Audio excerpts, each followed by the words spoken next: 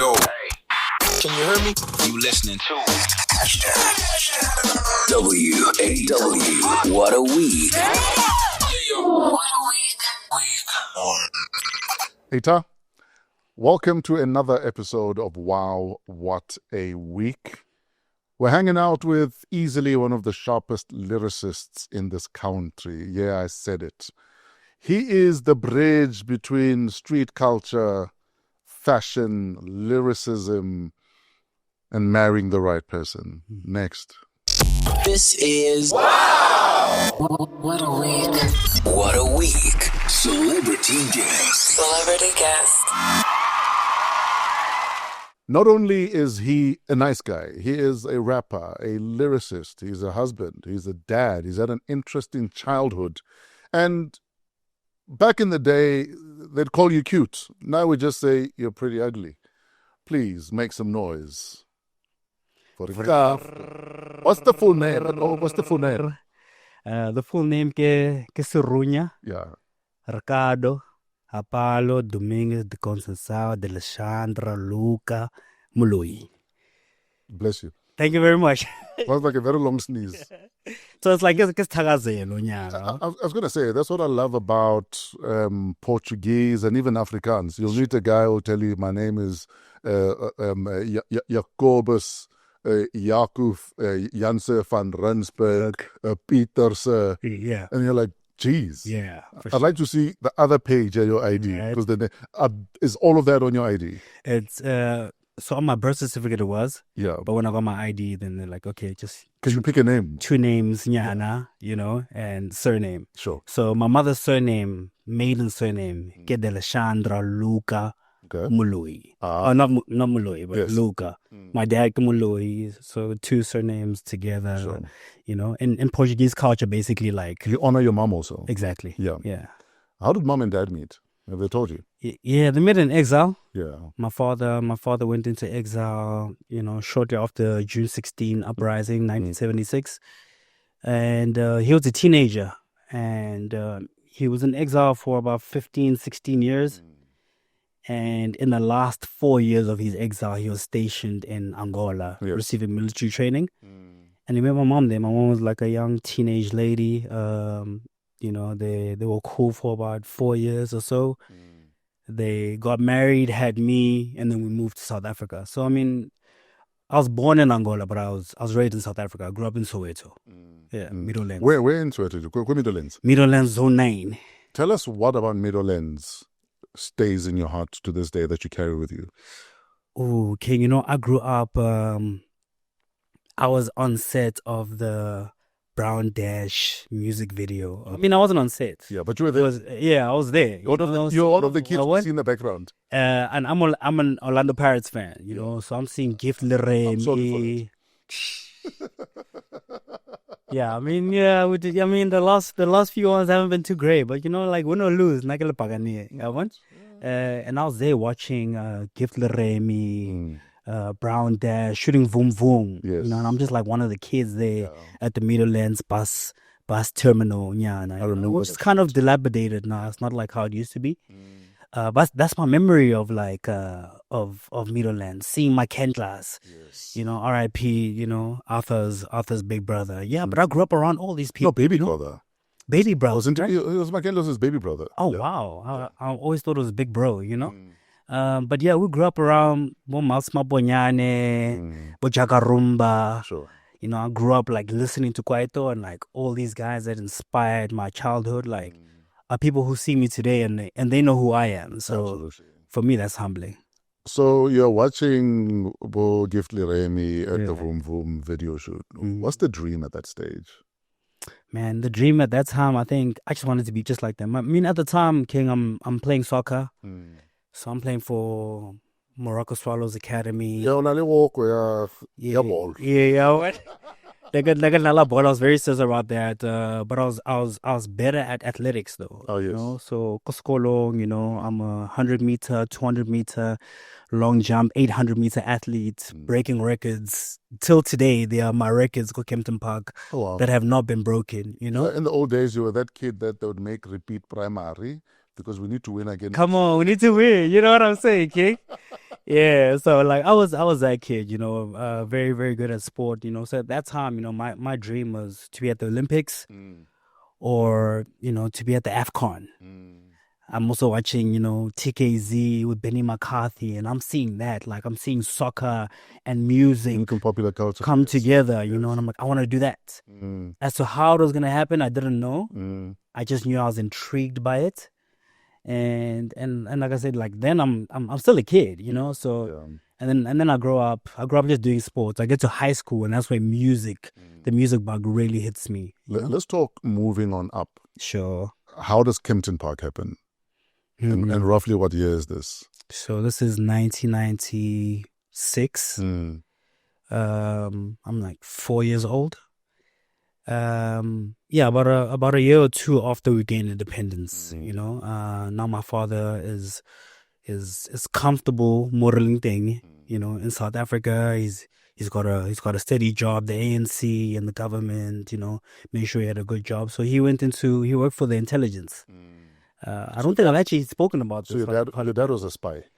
Yeah, without saying too many words, So and it's interesting because growing up, we never knew what my dad did. That's a good spy. We just knew that he worked for government, and he worked at intelligence, and I was allowed.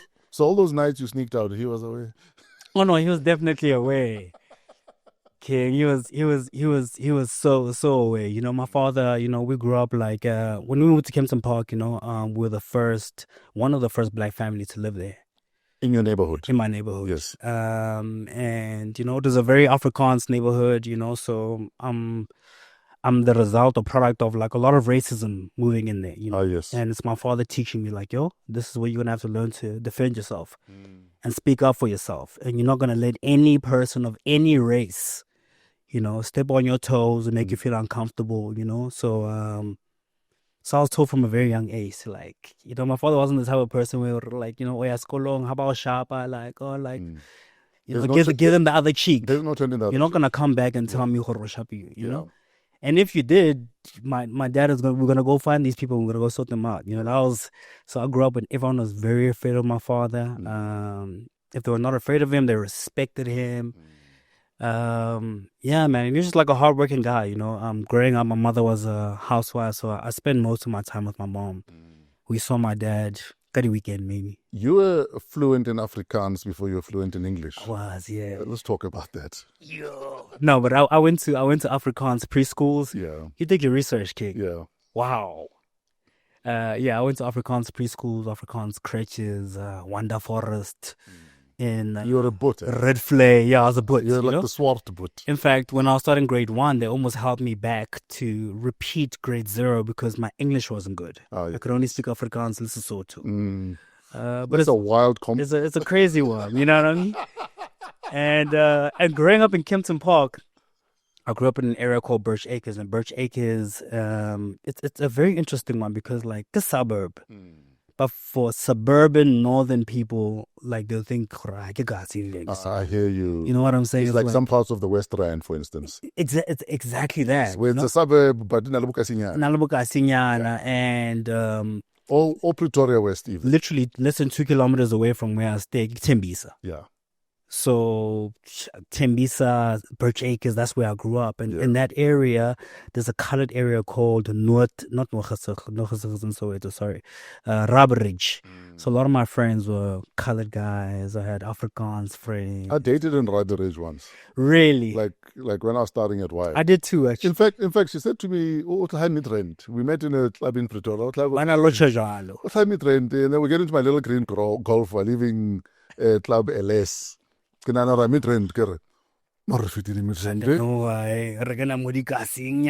Rabi Ridge. I was like, why didn't you tell me you're from Rabi Ridge? I've got DJ friends in Rabi Ridge. Come on, that's crazy, really.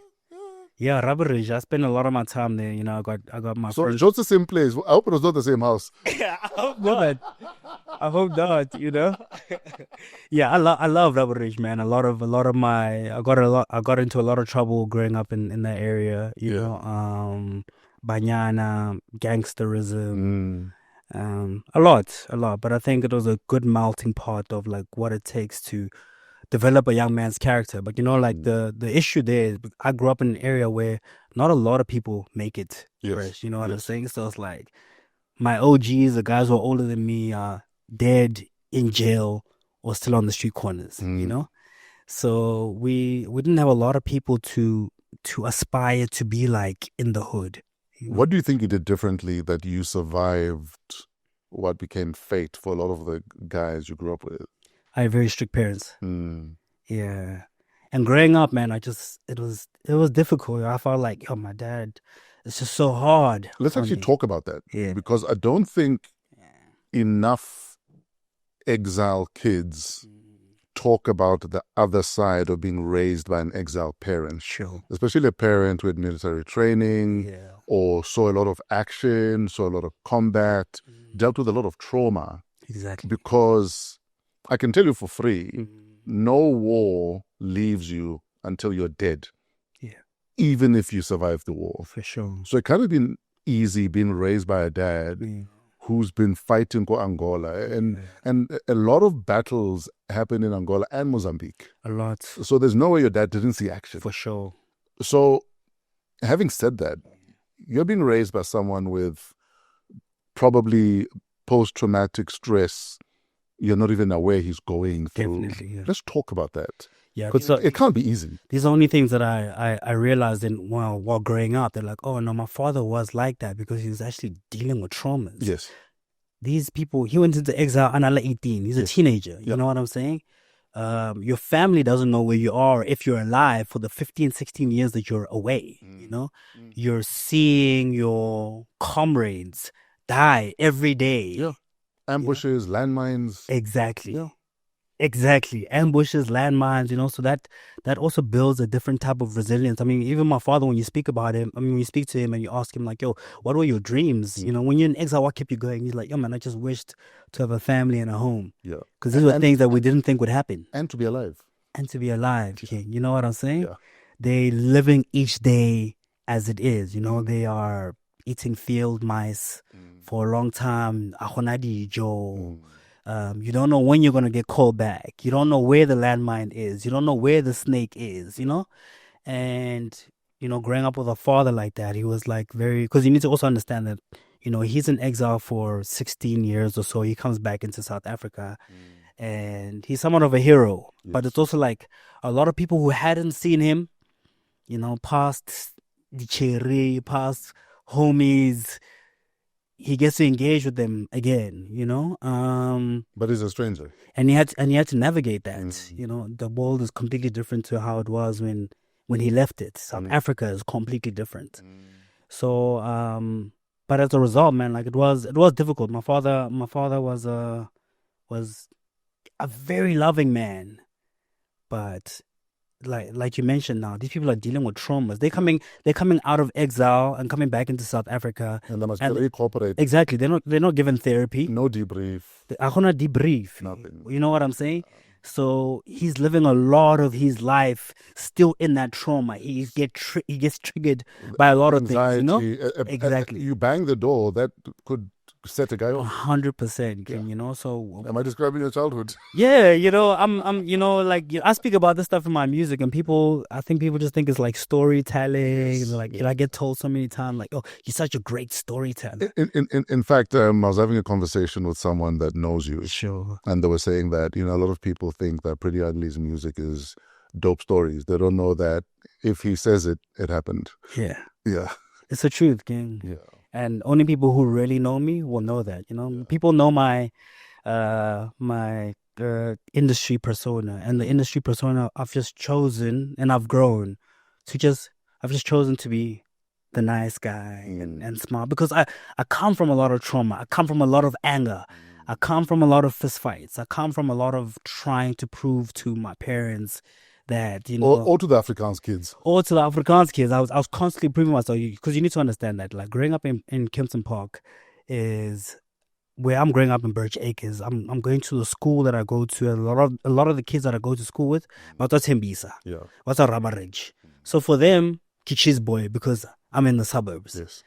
Mara, when I'm in the suburbs, I'm too ghetto for the suburban kids. Absolutely. So it was like I always had to constantly find myself and find my tribe. Yeah. And that shifted from Or code switch between the two. exactly. Yeah. You know, some points, sometimes I'm hanging out with people and they think I'm color because now the accent needs to change when I'm with my color bros, you know.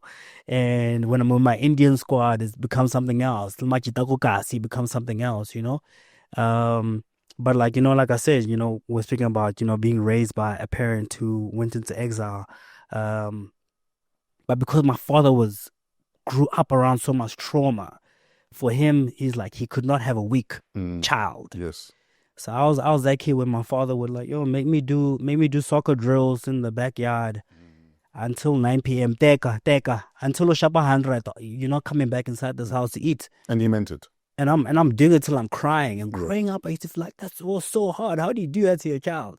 But it's also like what made me very lit. Resilient. It made me very resilient. It actually is what actually made me good at the soccer. It actually is what made me good at everything that I did. It's like I never gave up. I never gave up with anything I did. I was very resilient. You couldn't tell me I can't do it. And also, you know, I was also just trying to prove to my father that I was, you know, because for him it's like, yo, you guys live weak, man. You know, you guys don't know what it took to get here. You know, so I'm trying to prove to him that like I can be the man that he thinks I'm not, you know? Do you ever feel like your drive to impress dad often follows you even where it shouldn't? Yeah, no, 100%. 100%. A lot of times it's gotten me into trouble, but a lot of the times it's what's kept me here. You know, because even in as much as he was strict, my dad was like, that bro, like, it's always clean. Yes. So Lentwana High is not going to be in the streets with some dirty ass shoes, you know? Yeah, he must be disciplined. You know, I got hidings if my younger sister's shoes were dirty. Yeah. And for me, it's like, no, but it's her shoes. She's making them dirty. It's like, no, you're the older brother. Yes. How can you have clean shoes and your sister doesn't? And in being an adult, it's taught me now, you know? Like, I didn't understand it as a kid, but now that I'm older, it's like, yeah, I can't let my wife leave with this dirty shoes, or my daughter. You know what I'm saying? So it's taught me to really take care of family. Yes. You know, even in it's a code as harsh it's a the lessons were. Exactly, 100%. You know? That if I'm eating, we're eating. If I'm clean, we are clean. Right, you know what I'm saying? Yeah. Like I used to miss shows when I was still on my come up because like, you know, I'm trying to do my chores before I need to leave home, clean a pool or whatever. And my dad would be like, "Oh, yeah, guy." Yeah. I'm like, "No, I need to go perform in your town or whatever." He's like, yeah. And when you're done with that, I'm gonna clean a swimming pool. Yeah. You know? And but I'm so thankful for that. But then, did you ever hate him? Yes, I did. Yeah. I did. And how did that manifest? We had a very difficult relationship, you know, and as a result, I seeked validation in the wrong people. You know, so the people who then did become open to me were the gangsters, because they were simply just protecting me, actually, you know. Then I didn't realize, I just thought like, all these guys, they just like me, you know. But it's also like, yo, they actually have respect for my father, and they're also trying to make sure Lighty Eye doesn't turn out to be like all these other kids. You know what I'm saying? So I'm being defended and being protected by the gangsters, the bigger homies, you know. But as a result, because I'm also trying to impress them, I'm getting into trouble. Yes. You know, and I'm also just trying to prove to my dad that I'm that guy. Yes. You know, one of the homies maybe who he spoke to off air has had to bail me out of jail a few times. You know. But, you know, even in all the darkness was like, there was a lot of light. You know, my father, I excelled in everything I did because of him as well, you know, because I could not. Bailed you out of jail for what? We're not driving past it.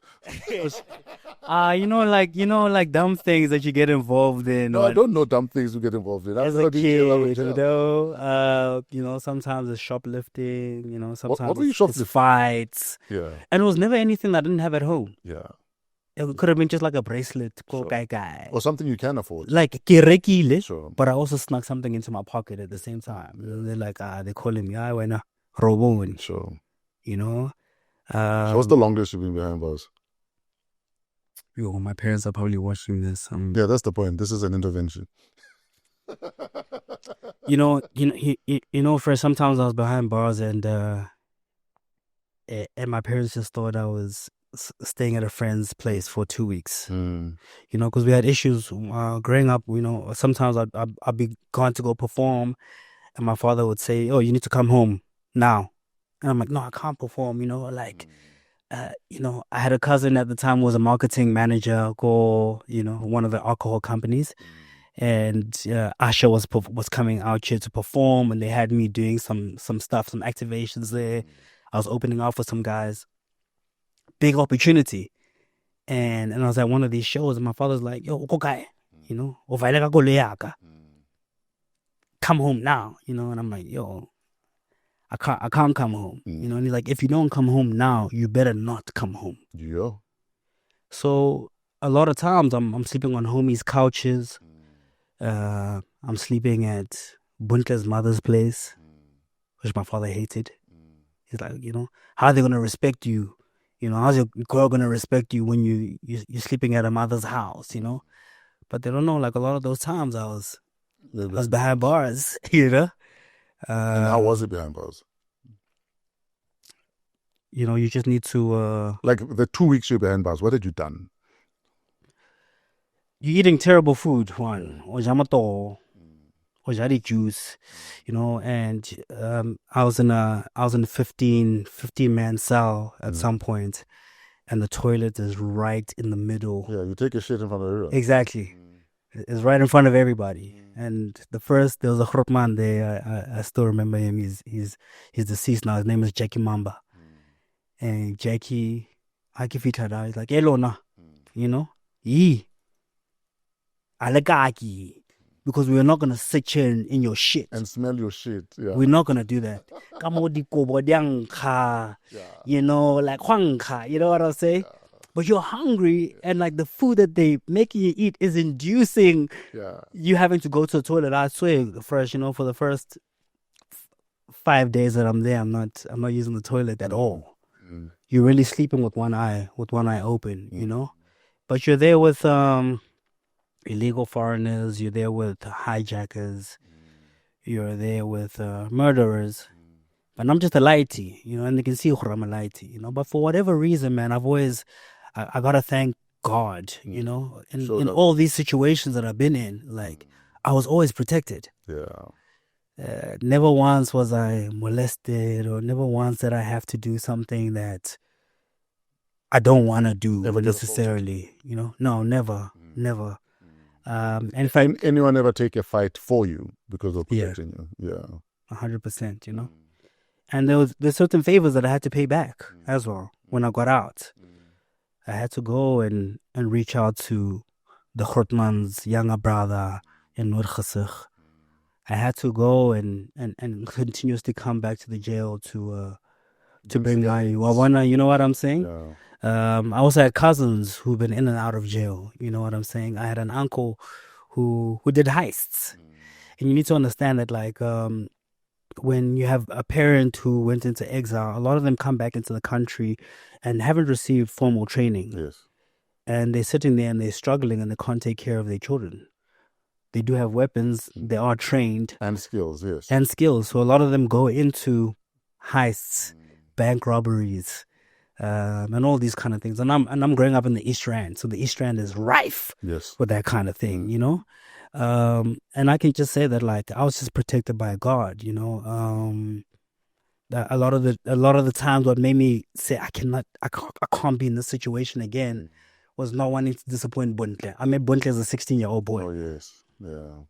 Many times she's had to come and bail me out. Oh wow. As well. And she still hung around. And she still hung around. Imagine that. Man. These are things that no one has ever. Yeah. Yeah. So thanks for trusting us with. Yeah. Now you're the big dog. I grew up watching you, so it's like. But this is the truth, because like we live in an area in a country. Like last year, I had to like defend myself because someone said to me, Priddy Ugly glorifies a lot of gangsterism in his music, and I think I made a tweet about like. Man, not every gangster is scar-faced yes. and looks like a criminal. the school teacher can be a gangster. Yes. The policeman, the politician, Mm. the timer who's there to take his child to school every day. Yeah. Like, like you see the house is taken care of. Mm. He's watering the grass every single day. But you don't ask questions. How do they live? Mm. But every couple of months, he's switching his cars. You know what I'm saying? But he's also protecting us in the neighborhood. Yes. So you either become a victim of your circumstance, or you grow up, like the example that I give is this. You grow up with your father beating your mother, and you grow up to be a wife beater. Mm. Or you refrain so far from that thing. You want to be so far removed from that thing that you never touch a woman, you know? And I was the latter, you know? Yeah, I felt like I grew up around a lot of violence. You know, my father was because of the trauma that he dealt with, you know, we'd get into altercations at the mall over parking. And he wouldn't hesitate to take out a weapon, you know? And often it's my mom or me who's being told, hey, Yes. Dad, please, Now you want to go get a shambok. please respect me, you know? Yeah. And Shambok and Twenya, it's like, I'm talking about heavy artillery, you know, and I'm holding this as a kid and passing it to my daima and seeing him pistol whip somebody. Yo, please forgive me, daima. I'm saying this thing so that people can also understand That was that. the story. That was then, this is now, you know? How is your relationship right now, Lele Timer? No, we're good now, you know. It was troubled. Does he feel it was worth it sleeping at Bontle's couch? Yeah, I think now he looks at me, man, and he's proud, you know. But if I'm really honest with you, big dog, it's like even my life, career-wise, it really only changed like 2-3 years ago. So in between all of that, I'm still proving myself to my parents, you know. Maybe 2 years ago, they sat down with me in a meeting and were just like, "Ish." But I think maybe I'll check on the CV. Let's see where we can, you know. I got, you know, my dad was speaking. He's like, "Oh man, where I used to spawn, he's a pensioner now. Yeah. You know, I can try find you something, you know." And I was the one who was just like, "Yo, just it's gonna work out. I got this. It's just gonna take time, and I need you guys to trust me, you know." And I know a lot of times it just wasn't, you know. At a self-esteem level, your woman, future wife's career is flying. Yeah. Yours is not. Yeah. What are the conversations you're having in the marriage or the relationship?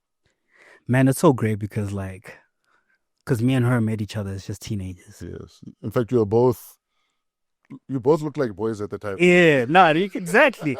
I mean, I met Bontle and she was a tomboy, you know? Yeah. She didn't understand why I was into her. Yes. Also at the time, bro, I have a lot of girls who like me, you know, I'm like the ladies' man, and but I was never really interested in all that. Like, there was just something about Bontle I just thought was special. It's an energy. It's definitely an energy thing. Sometimes the energy grabs your heart before any aesthetic. 100%. You know what I mean? Yeah. And often the sexiness of the energy is all you need to make up your mind. 100%. Yeah. You know? And she lost her father when she was 6. Her father committed suicide. And that's something I learned obviously later on. And then there's certain decisions I saw her making in life where I was like, I can see that you're making those decisions because you haven't had a present father figure in your life, a male figure rather. Yes. And at that time, like, I wanted to be that male figure. Not to say that I wanted to be a father, but I felt like she needed a brother. Yes. To keep away from all these, the nohate, you know? And I just wanted to be that guy. I just wanted to protect it. Like, yo, whatever your dreams are, like, I'm going to be there to make sure you achieve all your dreams. And in between that, arjive. You know what I'm saying? And she was that for me. Yes. You know, where I'm, you know, I can't come home some days and I'm just like, things are not really working out for me and I just want to be a rapper. She was there, you know. I'm accompanying her to every event. She's accompanying me to every single event. So on our come up, you know, I would say that I was actually slightly popular. I was more popular because I already had sports fame, and high school fame. And she didn't understand like why I was into her, and I'm like, no, go ahead, you know. When the girls are throwing themselves in. Exactly, right. And then we go into our relationship, you know, a few more years into it, and then she's a tertiary student, and then, you know, she's done with tertiary. When she's done with tertiary, I'm only then starting tertiary. And then, and then she's not sure what she wants to do after tertiary, but she knows she wants to dance, but she feels like her mom is not going to support her in this thing. And I'm saying, you're going to dance. Yeah. We're going to figure out how we're going to make it happen. Yeah. But you're going to dance. Sure. And then she starts climbing, and then I'm slightly behind, So I feel like in our 16 years together, it's never been like one-sided where like one person's career is completely up here and then the other one isn't. Seasons. It was always seasonal, where when I'm up, I'm lifting her up. When she's up, she's lifting me up, Obviously, yes, then she received this whole, this huge public persona. Now she's, now we have TikTok and social media. She has millions of followers and that kind of thing. And she's transformed from that tomboy into the swan. Exactly. Now she's blossoming. Yeah. Now everybody wants her. Now I'm dealing with politicians wanting her, billionaires wanting It's the wildest shit when people jump into your woman's DMs. Yeah. It's the wildest shit.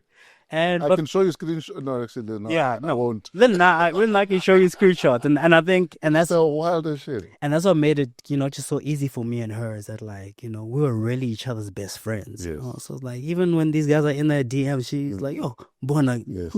look who's saying what. And you should be able to laugh about shit like that in a relationship. It should never be something they need to hide from. For sure. You know what I mean? 100%. And often as Majid, our self-esteem or our ego get in so much in the way that eventually shit is kept away from you. 100%. When we could actually turn this into our thing, where we even have a going through DMs session where we have a nice good Exactly. Rate. Just looking at all these people that are in the DMs, But you need to create that environment. 100%. And sadly, a lot of us in our relationships don't have that environment. Exactly. So I think that's one thing we've allowed for each other in our relationship. We're best friends, bro, and we're mentors to each other, and we're confidants at the same time, and we practically raised each other at the same time as well, Yeah. So we never had to deal with, yo, you bigger than me or whatever. No, it's just, We are building. it's like we're building this thing. Today we have 2 kids, married 6 years, going on 7 years, been together 16 plus years, and it's just like, it's not, we don't think about it anymore. It just naturally happens. And I just want to say this again, kimudimu. Yes. We remove pride from our relationship. It's never been about money. Yeah. It's never been about career. In fact, me and B we're homebodies. We love each other. We love our family, and we've never been fazed by like the exterior world, Or perceptions. and the perception of what all the societal pressures of what a man should be and what a man isn't. Also, and I can also thank there are weird blessings that happen in life. Like, I'll say this, maybe it might sound weird. I hope I can say in the right way. Because Bontle grew up without her father there, she never had any preconceived notions of what a man needs to be in the house. So I never had to deal with indota must, indota, you know what I'm saying? So she never put me under that pressure. But I can also thank my parents in that regard. Like with me saying, my parents were like very hard. My father was very hard. My father always welcomed my girlfriends into the home. In fact, my father would much rather me be in the house with my girlfriend Than on the street. than be in the streets. That's my attitude. Yeah. Yeah. And I think that so knowing that I was trusted that much with my girl, I couldn't mess up. Just don't sleep at her place. Yeah, well, I just couldn't mess up because I didn't want to disappoint her. I didn't want to disappoint my father. I didn't want to disappoint the sisters. Sure. It is really like a family thing, So because of that, like I said, like she never put any pressure on me as to like what a man needs to do and what a man shouldn't be. And because I had such a present father, negative or positive, there were certain things that I could take from my father into our relationship and be like, oh, this actually helped me be the person I am. Or these things, these traits we don't need. Let's remove these traits, And King, and here we are, Father of 2. Yes, sir. What's in a name? In fact, before we talk about the name, Sure. you had the good fortune of naming your baby sister Tumi. And she used to follow you all over the place. Let's talk about your relationship with Tumi. Wow. And why did you name her Tumi? Yo, that's crazy. I know everything. Yeah, my sister's 6 years younger than me. Yeah. So you're 6-year-old. There's a baby on the way, and they say name your sister, and you go Tumi. Why Tumi? Look, it was pressure because I had a cousin, my favorite cousin at the time, Nilimwe Teki. Ah, yes. She's named after my grandmother, sorry. And they had named her little brother Tumi, but Nele Dumeleng. Yes. And because I just love my cousin so much, when my parents are having a baby, I'm like, no, it's going to be Tumi also. And my dad was like, nah, but look, we already have a Tumi in the face. Like, nah, get Tumi. And my dad's like, no, but like Tumi is short for something, you know, Gibui Tume, you know. Or Itumele, something. You know, or something, you know. So she needs to have a bigger, you know. And I was just like, no, she's going to bring joy into this family, you know. Because at the time, like I was saying, you know, we are... It's a troubled time in my parents' lives. You know what I'm saying? And I just felt like, how? You know, my parents are having marital issues. Yeah. We had just moved from Soweto to the suburbs. My father's finding himself and, you know, dealing with whatever pressures he's dealing with. So there was no peace at the time. You know? Yeah, so there wasn't a lot of peace. And I just felt like my sister was the glue that was going to bring the family together, you know, or the joy at least, you know. Yes. I grew up, my father's nickname for me is Angry Face, you know, because I didn't smile in pictures. Yeah. I didn't smile at all. I was always angry. I'm the angry child. You were a born rapper, basically. Yeah. Okay, you know, I'm really like the angry, and I'm in the East Rand, so like you get taught that like, yo, you can't show too much friendliness, you know. If you're too friendly, you know, they take you for an eye, you know. So you need to be hard at all times. In fact, Bontle softened me up, you know. So my sister, I felt like at that time was the joy in the family. So Gibby Tumi, you know, she's like... But she used to follow you all over the place. Everywhere. I went to Star and New Kids Awards. I had to be with my sister. Yeah. You know, I couldn't go see a girlfriend and... Tumi's there. And not be with Tumi. My dad made sure, like, you take your sister with you everywhere you go. Yeah. Now, I don't mind, you can go. But if you're not going to take your sister, then you're also going to stay at home. Yeah. You know, which goes back to the same thing. Like, if your sister's shoes are dirty, you're getting a hiding, my dog. You know what I'm saying? Yeah. And it also made me resent my sister a little bit as a youngin. Yeah, because all block, I know. Yeah, you know what I'm saying. But it also gave us the strongest relationship. You know, she. I feel like a big part of who I am is because of my sister. She always believed in me. And I felt like the pressures on her because of me was so hard because, you know, I excelled really well in everything I did, sports and everything, you know. So then my sister would do netball. Maybe she's not on the first team, and now she's giving up on her netball career because like people are saying, but you're not as athletic as your brother is. Yes. And I think because I saw her give up on so many of her things, you know, like even like I remember my sister being like a 12-year-old and spitting some raps for me, and it was so good. Yeah. But for her, it's like she lived in my shadow so much that she like I can't do it because you're my brother. It even affected her getting into employment now as an adult, where she couldn't take certain jobs because she feels like I can't work there because I'm Priddy Ugly's sister. I'm like, bro. Let's jump in, man. Do it. You know what I'm saying? It's like, no, but what like I'm Priddy Ugly's sister, but I'm here serving the kota kaika or whatever the case is, you know? So because of her, I've always felt like, because I need to be there to protect her, I can't fail in anything I do. How's your relationship now? I mean, you know, since getting married, I don't spend as much time with her as I would love to. I was with her this past weekend and I hadn't hung around her in years. What did you guys talk about? Man, life, you know, her boyfriend.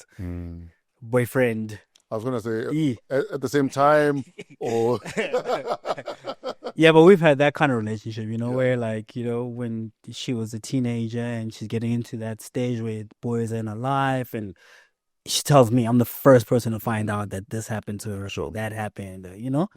I won't speak too much about it here, but she's, man, the love of my life, man. She's just a sweetheart, you know. She's also grown up ill. I don't really want to speak about, because she doesn't speak about it much. I don't really want to bring it out here, you know. But she was diagnosed with a chronic illness when she was 5 years old. Jeez, bro. that we've had to navigate our whole lives, you know. It's also kind of what it kept me healthy growing up. Because to help her deal with her health issues, we just all Yes. in the family You must fall in. You must all fall in. adapt Yeah. her diet and that Yes. kind of thing, you know. Yeah, man, and she's just like a beautiful young lady. People, when you see her, like you see me. So shout out to me. Yeah, shout out to me, man. And please, if we meet one day, please rap for me. Come on, Oh, let's do me, man. Like she has just so much potential, man. I just, you know, sometimes I just, yeah, you just really need to pull it out of her, you know. Yeah. You were born with 11 fingers. I was, yeah. And apparently people with 11 fingers are spiritually gifted. Are you spiritually gifted? You know, King. You know, but a magician never reveals their tricks. Yeah. Yeah, so it's I don't think it's something that I want to speak on openly. Yeah. But if you're close to me in my life, I think you know what my gifts are, and and I think that's and at least it's a big part of what I was speaking about when I say that, like, my whole life I've been protected. Yeah. I've been in situations that people don't make it out of. Yes. And I came out fine, you know, like a phoenix rising, you know. I often tell the story of how my mom, when we talk about my childhood, often says she doesn't know how I survived half of the naughty shit we did as kids. Yeah. We were kids just having fun. Sure. But some of that shit, I should have been mauled to death by a dog. Yeah. Or I should have flipped the car when I was 12 that I went for a joyride in. But for some reason, the good Lord was like, I'm not done with you. I'm telling you. And there are many incidences where I feel it. I feel it every day. Yeah. I'll give you one example, and it might be a loose example, but like me and Bontle were hijacked in 2015, June 16, 2015. Where were you? We're in Kempton Park. Yeah. And it was one of the nights where my father was like, "Yo, man, let Bontle sleep over tonight. You'll take her home, Kasa." And I'm like, "Nah, I need to take her home now. We haven't spoken to her mom. It's a whole thing. Let me take her home." My dad's like, "You guys. I don't think you need to, you know." And I fought it or whatever. And he's like, "Okay, no, take my car." Inke. You know, he had just got into Astra at the time, and I was using a grade in the tertiary and that kind of thing. And long story cut short, me and Bontle are driving out. We stop at a garage in the area, and we have a Golf 4. I just remember the car, the whole scenario, you know. Golf 4, chrome rims, the gold car, parks right in front of us, you know. But in the town, like, you know, it wasn't hasty. It was very slow. So I'm thinking, it's one of my friends. Yes, who is it? You know, I've also stopped the car. Can't they chance while I'm blocker, you know? Before I knew it, you know, 4 guys came out the car. You know, Bontle sees it before I even see it. I'm still trying to figure out, like, I'm still admiring the car, trying to figure out, like, which one of my friends drives a Golf 4 going to, you know? Bontle immediately starts praying. It's like, oh no. I'm like, only when they're knocking on the window, I'm like, damn. Fuck, here we go. There's not, and I just cooperated, you know, they're dragging me out the car, they beating me up, whatever.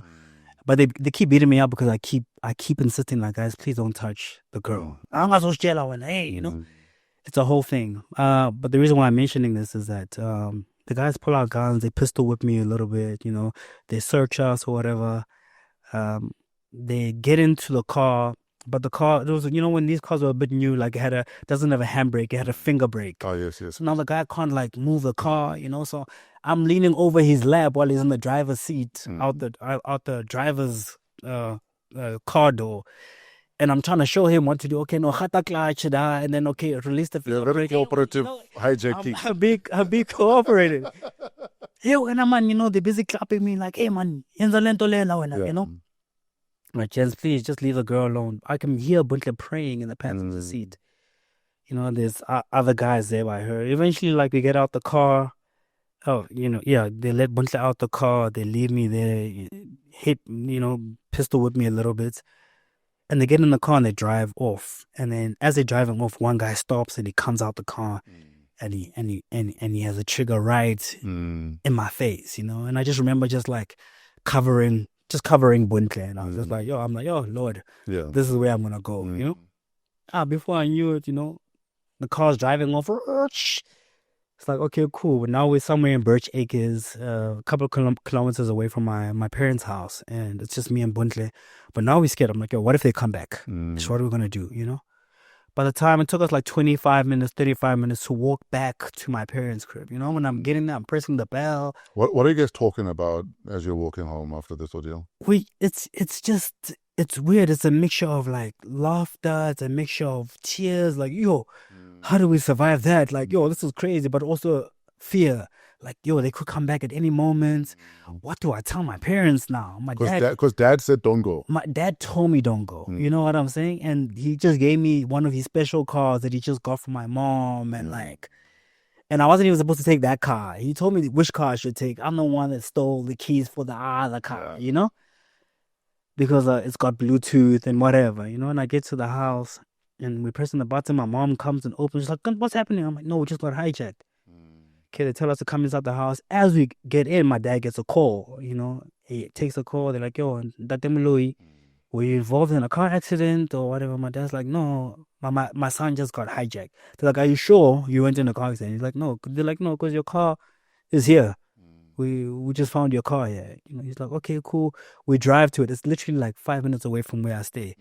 These guys are driving. They see police coming. The police weren't even coming after them. They panicked.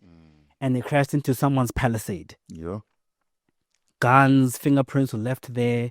Long story cut short, insurance pays out. The car's written off. We get a better car. I later on go and shoot a video with it. It's called Cocaine Ghost. I'm driving around in a BMW, a white BMW. But me mentioning that is just to say that, like, even in a situation where we're getting hijacked and someone is supposed to be leaving with the car, like, they never succeeded. You know, in fact, it was a bad situation, but my life only improved from that thing. I got a better car. I got better trust from my family now because they almost lost me. Now they're a little more lenient on me. Yes, a big part of it was Bunte's prayers. And another part of it was just, I got a tattoo on my chest that says blessed to be a blessing. Sure. Is that I've always been blessed, man, in any situation that I come in, even the bad ones that you're not really supposed to come back from, you know, like not even physically. I'm just talking about emotionally, like an embarrassing moment or whatever. I stand tall in every single situation. Yeah. Speaking of your chest, you're born with 4 nipples. No, so I wasn't born with 4 nipples, but I developed the other 2. That's what I'm saying, but you're rolling with 4 nipples right now. So 6 fingers, 4 nipples. 4 nipples. Yeah. So what happens during sex? Like, does she say, pick 2 nipples, baby? Hey, or are you on some, baby, I need all 4 nipples to be touched today. Hey, man, I always just felt like I'm an alien, like, genuinely. Yeah. I've never really been around, like, the people that I grew up around, you know? So it's like, I think those are parts of my magic, my spiritual gift. It's like, yo, man, I got 6 fingers, 4 nipples. I'm not going to ask you anything else. Hey, you know, I don't want to reveal too much. There might be something else that I don't want to mention. You know, that's how we don't want to. You know, maybe it's what made Bontle like maybe Korobela. What's kept me there with you know all these 16 years. You know what I'm saying? Every man and more. He's 2 men. You know what I'm saying? But yeah, the other 2 are I can feel them. They're not very sensitive. But because I have a whole chest tattoo now, you don't really see the second ones or the other 2 as much. But yeah, they're there still. Yeah, it developed. You know, when you 12 back in the day, we used to call it bed. Is when you're going through puberty. Ah, yes. So you know your nipples get like a bit harder. You start to grow pubic hair or whatever. So when all of that stuff was happening with me, I grew 2 extra nipples. I don't know how. I don't know what the science of it is. I ask no questions. Like I said, for me, it's part of my magic. You know, medically, it could be that maybe you were meant to be twins and the other one didn't develop. You know what's interesting when you mention that is that mine and Buntle's 2 pregnancies started off as twin pregnancies. My daughter Africa. I rest my case. Yeah, I think you were a twin, just the other one never developed. That makes so much sense. That's what I think. I'm not a doctor, but I use my mind and my brain sometimes. I can believe that. That makes sense. Yeah. I might need to ask. And the fact that you guys were meant to have twins means clearly twinny On 2 occasions, yeah. on 2 occasions. Yeah. Can we talk about Yeah, for sure, that? for sure. Like, so when did you realize we were carrying 2? So before we had my first daughter, Africa, Bontle experienced 3 miscarriages. And all 3 times we never knew she was pregnant. Only when going to the hospital, we told an emergency case is like, yo, guys, it's right now it's either the mother of the child or the babies, but like the mother of the child is not going to survive if we do not terminate this pregnancy. And I remember us being at Arvape Hospital in Kempton Park. This is 2018. And I'm with Ambitious Entertainment at the time. I just gone to go do an interview on YoTV. And I'm being called by my parents to say, and we rush into the hospital. She's been complaining about a stomach cramp. She had been complaining about it for like some days. And a miscarriage is a lot of pain. It's a lot, you know? So she gets there and they're like, okay, we need to operate, you know. And in that time when they're saying, you need to operate, she went into the bathroom and she went to the toilet and she said, yo, there was a big clot that came out. So I guess that was the baby, you know. Obviously, we stayed in the hospital. They cleaned her up, and that happened again the following year and the year after that. You know? How are you guys dealing with all this loss? Because it's loss after loss after loss. I mean, for us, it's fear because we weren't expecting to be pregnant. So it's like we're only finding out now when we're losing the child. That, oh, okay, this is what's happening. Oh, what are our parents gonna say? Like, oh, are we ready for children? You know, I just got out of tertiary. I'm trying to make it as a rapper. Can't you pull out, my son? Yo, you know, it's just better. Chris, it's just that it's fear. It's fear more than anything. But I'm fearing for Buntle's life. Yes. And in those scenarios, like I would rather save her than anything else. You know. So when we had our firstborn, Africa, and we found out that Bontle was pregnant, you know, we weren't too excited in the beginning. But the excitement came from, or the lack of excitement came from, we've been here before. Here we go again. Yeah. Oh, man, this is, you know. So kind of every week that we're making it is just like. Yeah, because you have to wait for that first trimester at least. Exactly. Until then, it's touch and go. So 11, 13 weeks in, we're going to go check the embryo out. And there's two. Oh, wow. There's 2 eggs that you can see there on the ultrasound, you know. And the doctor's telling us, oh, wow, you okay? It seems like you guys are having twins. Like, wow. Jeez, twins. Okay, that's crazy. And then maybe when you come in for our 16-week checkup, the other embryo kind of just dissolves. Oh, wow. And then, you know, we have that pregnancy. We have our daughter, healthy, beautiful baby girl. And now with the second pregnancy, you know, that we announced this year in March, started off as a twin pregnancy as well. Oh, wow. And then also like in the 16th week, the other one just kind of disappears, you know. And when you're looking at the ultrasound, it is just like the doctor does say that now this one doesn't seem to be developing. So at the time you're also afraid like, are we gonna have a disabled child? What's happening? You know, and then it just disappears, you know. And obviously the doctor gives medication to make sure, okay, we need to clear that clot because over time it can affect this main embryo, you know. But you know, thank God, you know, here we are, you know, 2 healthy children. I don't think we've mentioned that, you know, we just got our second baby recently, healthy, beautiful. But I let Bontle. What's his name? Wow, fresh is the guy. This is where it comes out. This way we're here. We named him after my father. Kilebone. Okay, light. Yeah. Kgosi. Yes. King, of course. Kgosi Lebone Tiago. The full name for Tiago is Santiago. My mother's name is Santa Maria. Ah, yes. So he kind of has like my mother's surname in Santiago and my father's name in Lebone. Remita Kgosi, I call him Lebone. I feel like he looks just like my father, you know, like little light-skinned baby. Cute, man. It's just like, I see me, but like I'm a lot like my father, you know. My father's like very light-skinned man, I'll say. So my baby I see more of my father in him. But yeah, it's a blessing, man. Like we thank God every day, you know, because in the family, you know, we're dealing with, you know, family members. We just had children who have been in hospital the last 2 months. One of my cousin Dokas gave birth to a stillborn not too long ago.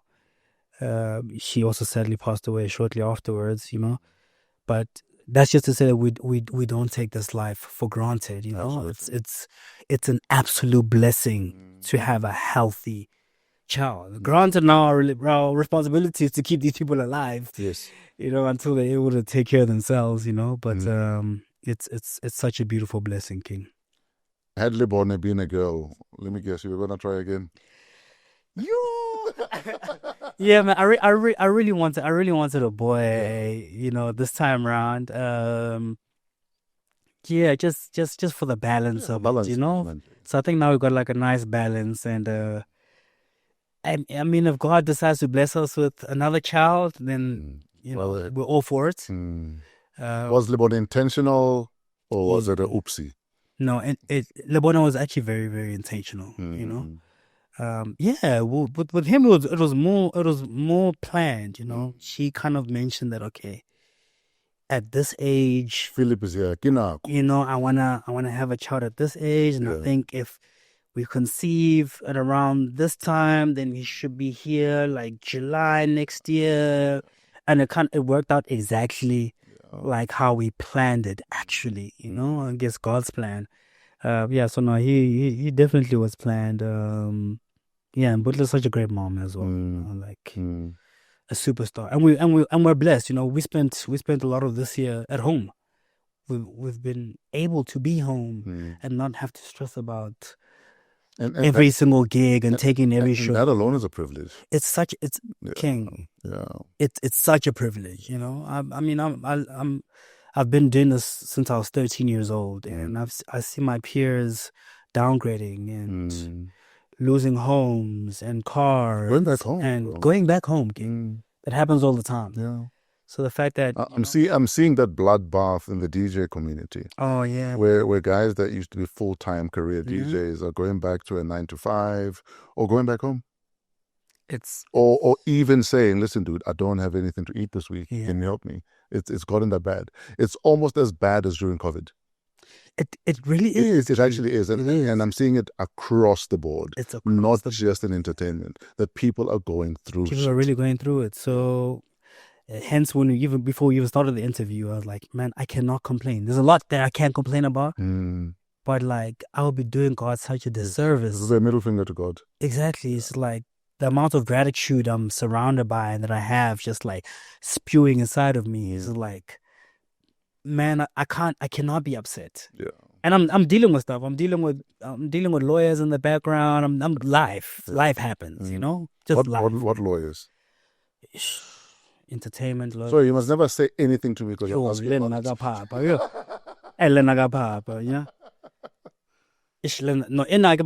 because the people that I'm coming for, I'm coming for them. Okay. But it's music, entertainment. Yeah, but you have a strong case. Related stuff, yeah, very, very strong case, yeah. Very, very strong case. People saw me mention that I'm retiring a couple of years ago, and I never said I was retiring. I just said it was the last Priddy Ugly album. Yes. I just felt like people don't understand how much goes into an album, how much, and I've been a album-based artist. Absolutely. I've never been drop a couple of singles. Exactly. I never had big radio singles, that kind of thing. Like, you need to listen to my body of work to really understand my true story and my true essence.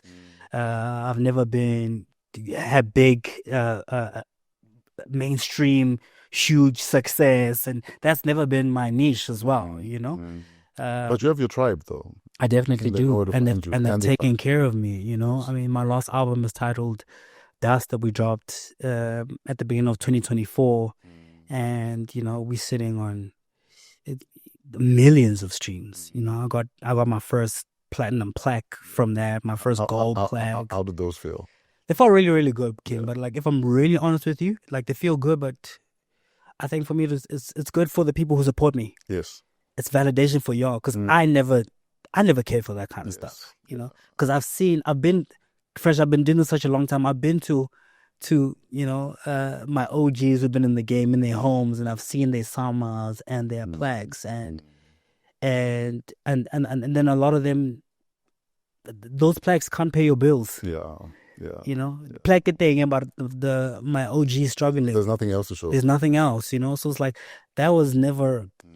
I never strived for that kind of thing. But now that I do have it, I like the fact that I have it because we live in such a superficial world now where, when my fans fight for me and they're like, no, Priddy Ugly is the best. People are like, oh, but his numbers don't say he's the best. Yeah. Oh, where's his plaques? Yeah. Oh, where's the money? Oh, where's the Bentley? Because we make everything about the quantity and not the quality. Exactly, But now I do have that stuff. Now I have the plaques and I have the millions of streams and the hot wife. And the hot wife, And I don't want to say it doesn't mean anything, but it's like that's not the driving force behind my purpose, It's great to have. Like you can come into my home and be inspired when you see that kind of stuff. Like my nephews and nieces can look at it and be like, yo, I always say some of these things are just nice to have. It's like having big balls. Hadikeni things. Yeah. So it's nice. We're happy for you have big balls, but dikasiki. You know what I mean? So and sometimes we make noise about the things that in the bigger scheme of things, they're just about public perception. 100%. They don't necessarily feed your soul. And yes, it's nice to be recognized and to say I've got X amount of streams and plaques and everything else, but are you fulfilled? Exactly. Is your cup full? Is your soul fed? 100%. You know what I mean? When you sleep at night, are you at peace? Are you at peace? And now for me, peace is the ultimate. I just want peace. Growing up now, it's like peace of mind is my ultimate thing. Sometimes even more than chile thing. Because I'm around people who have money and they have no peace of mind. I'm around people who are feared. Yeah. And they have no peace of mind. They're constantly looking over their shoulders. It's not peaceful. And it's like, I don't want that. It's like, I've spoken about this. I mentioned it to Bontle more and like my close friends. Like, I also like my level of fame, if I can call it that. Because it still allows me to walk into a mall. Yes. And I can still go into the mall. Yes, like I might deal with some pictures here and there. But it's not to a point where like some of these guys, they can't go to a mall. They can't take their kids to go to the city. They can't go to the cinema. You can't go to the spa. And I like that. I like walking my dog. It still allows me to be able to walk my dog in peace and be the guy, in the neighborhood. The people know me, the neighborhood kids like, yo, that's Priddy. Like you can always see him every 2 days outside washing his cars. I'm a big car guy. I like the things that give me peace. Being able to be there to fetch my daughter from school every single day for me is like a blessing. It's like for other people, be like, there's a lot of hip hop artists who are like stay at home dads or whatever. It's like, yes, I've built a life where it allows me to stay at home. Yes, my studio's at home. Everything I need is at home. Actually, my peace of mind is at home. The people that I love are at home.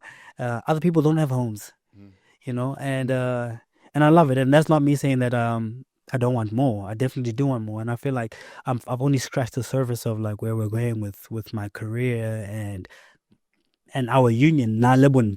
Sure. In fact, speaking of scratching the surface, I mean, that's one of the reasons we have you here. Sure. That a lot of people know a lot and have a lot to say about your career, but I've never known your foundation. And for me, it's important to know your foundation, to know your influences, to know that you're four nipples, although it means nothing because, again, unless you're in a threesome, four nipples are useless. They are useless, really. They really are useless. They just caused me more pain when I was getting a tattoo, really. But we're going to do a part 2 where we will talk about the game, we'll talk about the industry, we'll talk about everything else. For me, it was important, like I said, to get to the core of the man before we talk about everything else the man does. Many people don't know that you draw so well. Wow. A lot of the shit he draws is, you have no idea, guys. Let's talk about it since we're here, because you didn't think I knew. Like, dude draws like a motherfucker. Yeah. A lot of my album covers were designed by me. Yeah. And maybe then digitalized by somebody else, but I hand drew everything. A lot of the merchandise and the clothes that I wear, I'm drawing them out, it is an art form of mine that I've slept on, that I would definitely like to dabble into some more. And I think having children actually is what has gotten me back into it. My daughter loves to draw and paint, and we're going to art jamming in Melrose now, where a couple of months ago, like I always sketched, I never painted. I held a paintbrush for the first time in my life, and just the therapy that it brought. So like, just let me know that like there's just so much. Priddy Ugly is an artist, and that's why I don't like just calling myself a rapper. Yes, I do rap, but I don't just rap. I do a lot. Everything that I embody right now is like I'm curating and designing it. People can see me wearing green wherever I go. My album cover is green. If you go look at my Instagram for the last year, I've worn green there's been an item of green in everything I wear. Yeah. Whether it's in my jewelry or in my tooth or And for me, that just symbolizes life. And emerald is one of my favorite stones. And I think it's a little bit of my source of power as well. I can see the green. Do I want to learn? I want to. It's on the watch face. You know what I'm saying? So yeah, growing up, I'd love to do things like what Dr. Esther Mahlangu does. I'd love to paint a beamer. In fact, speaking of painting in Melrose, I mean, just to show you the therapy that is painting. Even in our separation, myself and Tidiso went painting, just as part of our healing together. Really? Yeah, and painting does that. It's just it's an incredible outlet. Wow, King, thank you for sharing that. So yeah, man. Let's talk about Tidiso. Oh, almost teared there. Damn, brother. Tidiso has been a massive influence on your life. What? Let's talk about Tidiso. Jeez. This is my final question, then I'll let you go. Tidiso's in jail currently. Mm. He'll be released soon. He will be released. Why does talking about Tidiso bring tears to your eyes? Man, so much of my music is about him. I feel like a big part of who I am was trying to live up to the things that Tidiso couldn't. He was the first person in my family that I know of who was in studio and who was scouted by big record labels. At the time, he's just a kid in Soweto, Meadowlands, Dobsonville. He's coming home with demos, and I'm listening to his Kwaito music. Tidiso's in shape. People know him as Mashobane, like. Kokasi, like he's that guy, always clean, wajive, he knows how to dance, he knows how to play soccer, good looking guy, clean, just what went wrong? A product of a victim of his environment, I guess, And it's also that pressure, my uncles had taken Tidiso out of the hood and taken him to school in Princess High in the suburbs. I know Princess High. Myself and Tato did a school visit at Princess High in 2003. So wow. So Tidiso goes there, but he's a kid growing up in Soweto. But he's coming back, and like I guess he's dealing with those complexes. No, you think you're better than all of us. So I think he also felt like he had to prove to the people he was around that no, he was just as gangster. I'm still gassed. And just as street, So he's getting into stuff at school, and they're doing criminal activity ko skolong and and he's kind of lived like the last couple of years of his life in and out of jail. And yeah, it brings me sadness also because I've never gone to see him in jail. How long has he been in? I mean, on and off now for the last 15 years. And why haven't you gone to see him? He came out ka 2019. He was there for my wedding. And it's a weird one. It's a strange one, this one. But I remember when he came out, and I remember telling people, "Yo, my cousin is out." They were like, "Oh, for how long this time?" And granted, a few months after my wedding, he was back in jail. Because what people don't understand is that, and the reason why I had not gone to go see him is that he doesn't want me to go see him. Because he knows how much you look up to him. I look up to him. He's your childhood hero. Exactly. So for him, it's like, I don't want you to see me in this space. You don't have to be here. I don't even want to remind you of the times that you've been in these situations because you're trying to prove a point to the wrong people. No, like, be the family guy, bro. And you don't have to prove to anybody that you are hard or you're a gangster. Smile and binjaga. Sure. Smile. Be happy. Don't feel like you need to prove a point to anybody. You know what I'm saying? So, but he will be out this year. For sure. I spoke to his mom a couple of weeks ago and she does say that they are releasing him, you know, but the issue with that is that it's never rehabilitation because, you know, you come out of that situation and you get put back into the same hood that put you in jail in the first place. You come out there. It's inevitable. It's inevitable. Yeah. You're going back to the same group of friends. You can't get a job. So, you know, you spend a week out, you know, you need some money. And you start doing exactly what put you in jail in the first place. Yeah, I'd actually wanted to name my first album Tidiso, and then I never did. Damn, that's so crazy. That's so crazy that you asked me about Tidiso. Yeah, I think about him daily. I'm here to ask you about shit you've never been asked about. Oh my goodness. Like Kovu. Who's Kovu? No. Damn you, Fresh. Yes, Mr. Lion King fan. Yeah, I'm a big Lion King fan, man. But most people, if you're gonna name your dog after a Lion King character, you'd go Simba, you go Mufasa, you're in Kovu. Who's Kovu? We're in Kovu. And why should we care, dog? So Kovu's on Lion King too, and Simba has a daughter named Kiara. Yes. And Kiara meets this outsider who's been exiled. And his name is Kovu. Yes. He's a descendant Yaska. Mm. And they grow up together and, you know, and they form a relationship. Simba doesn't like him because he's an outsider. Yes. Resembles Scar. Does he remind you of yourself? Yeah, man. Kovu, yeah, it's just like an outsider, just a person who needed to prove that he isn't what people think he is. And that he is pure of heart. And yeah, and he just reminded me of me. And like, I named my dog. My first dog was named Kovu. Man, and he was in the family for 14, 15 years. And the reason why we actually got rid of Kovu, but the reason why we got rid of him, my father had bought me 2 pit bull puppies, Tigger and Tatum. And Kovu at the time was just like an old man, you know, like he had been our only dog in the yard. And we just felt like, you know, he was going to attack the small dogs. And he wasn't a very friendly dog, you know. And yeah, but so to keep the puppies, we took Kovu to the SPCA. The SPCA did let us know that, yeah, man, he's an old dog. Yeah. We're probably going to have to put him down. No one is going to want to take this dog.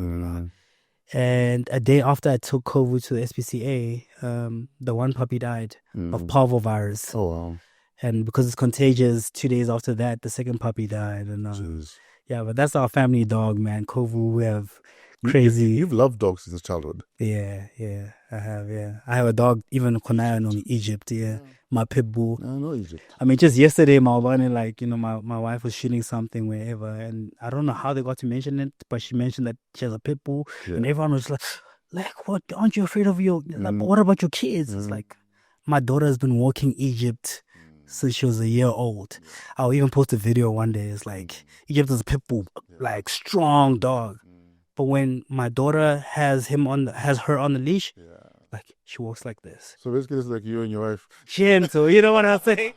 Yeah, man. And I feel like dogs also are just like they embody when as the owner. If you're kind-hearted and peaceful and if you're fucked in the head, your dog chances are you'll be fucked in the head. Yeah. You're a legend. My dude, we're out of time. Yeah. But I think we know more than we need to know right now. We'll bring you back for a part 2 and we'll talk about where you are now. Because I wanted to know the child first and the boy, the man. Now we're here. We'll bring you back for a part 2. Man, that was therapy for me. Shout out, my dude. These are things I've never really spoken about. I know. Ever. Yeah, I know. Crazy. So what are you working on right now? I got the deluxe version of my album Dust, you know, just to celebrate, you know, the plaques, the gold plaques, the platinum plaques is dropping on the 26th of September. I haven't announced it anyway, so you guys are the first people to know about this. Look out for that. You'll be getting some snippets here and there. We've got a documentary dropping very, very soon. Merchandise. I'm in the custom car industry, so I got a kusheshe. We're building more kusheshes. If you want to build a kusheshe, come to me, hit me up. Whatever you're looking for. So kusheshe is like a bar now, right? Yeah. So if you have a bar, you need a kusheshe. That's your man. Come on, I'm your guy, So yeah, more music for sure. Always more music. Sure. Just stay tuned. Priddy_ugly across all platforms. Everything will be there. Final question: should rappers have to drop a freestyle when done an interview? Look, I do it all the time. Yeah, but it also does get boring, because like I've gone to radio platforms where they make you freestyle, but they don't play my music. You see, so it's also like, guys, so you're just content, and yeah, I get content to follow, and But as a rapper, I feel like you should always just have a verse. So let's. I don't want a verse. I want you to rap to us about your kids and family, and your love for dogs. Yeah.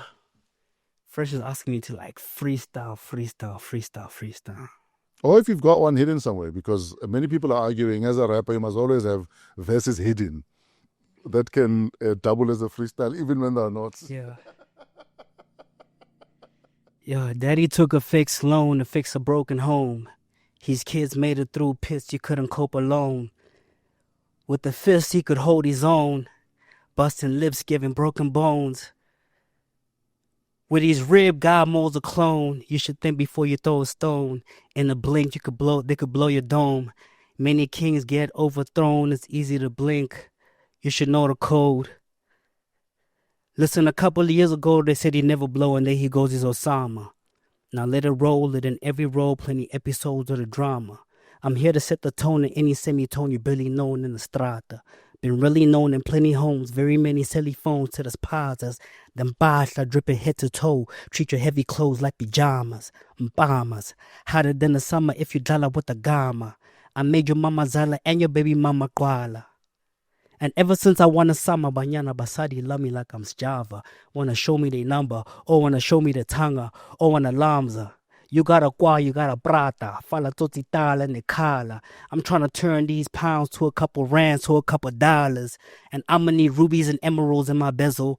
I met the devil, she isn't special. She listen to rap, not heavy metal. You ain't dripping, your dogs can barely pedal.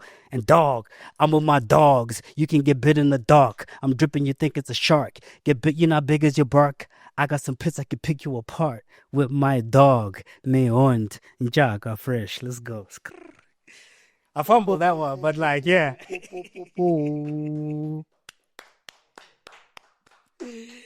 Yeah, Fred put me on the spot. I'm emotional, dog, and then I need to rap. But like, yeah, but as a rapper, like, just always be prepared. Yeah. Yeah, but that's the secret to interviews. Just as you're about to make them cry, make them rap. My guy, I had to take the grill off for that one too. My dude, my manager's shouting because I think you are late for something. Sharp, yeah. Yeah, but listen, shout out, man. Thank you. Nothing but respect for you. You kick out. Thank you. And those that know, those that don't will wake up one day. That's all. And I think if we treated life like that, we'd all have more peace in our lives. Because we often seek validation where, and then what? And then what? Those that know. Those that love you know. And that's all that should matter in your life. Everything else is a bonus. Mudimo se Popeye, Mudimo ki King Kong. Mudimo stay showing up where you feel like you're alone. That's all that matters, my dude. Mudimo asesmahla. King, man, I'm super inspired by you. You know, Yes, sir. We grew up watching you, you know. We are because you are. So you just keep going, you know. May Yes. God fulfill you. Keep pouring into your cup so you can pour into other people's cup. Yeah. And we love you, dog. Appreciate you. Ladies and gentlemen, Ricardo. Do we have to go with the other R? No. Okay, Ricardo first. Ricardo is fine. Yeah, Ricardo. Molloy. Yeah. It doesn't matter. Portuguese, every. Malloy. Obrigado, my dude. Yeah. Obrigado. Obrigado, pai. Priddy Ugly is about to leave the building. Thank you for tuning in. It's been an incredible chat. We wanted to dig where many are not digging because there's more to this man than just raps. Hopefully you're inspired. And if you are not, liwena umuloi.